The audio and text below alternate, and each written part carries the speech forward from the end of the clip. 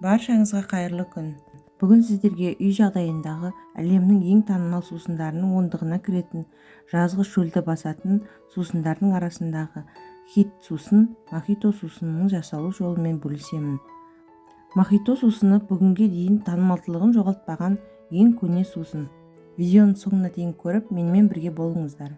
Сусынды дайындау үшін қажет жемістерді жуып турап аламыз. Ал енді ыдысымызға лимонды саламыз. Одан кейін лаймды саламыз.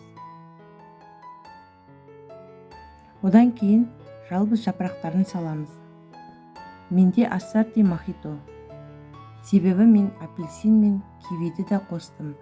Олардың дәмі ерекше болады.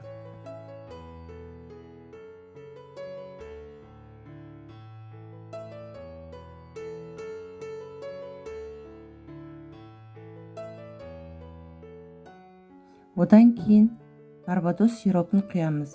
Менде киви лайм сиропы.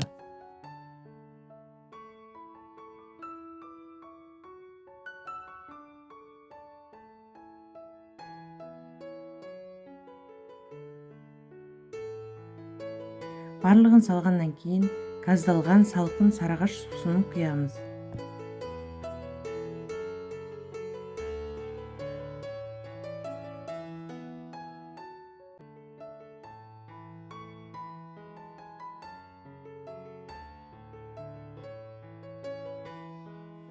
Жақсылап араластырамыз.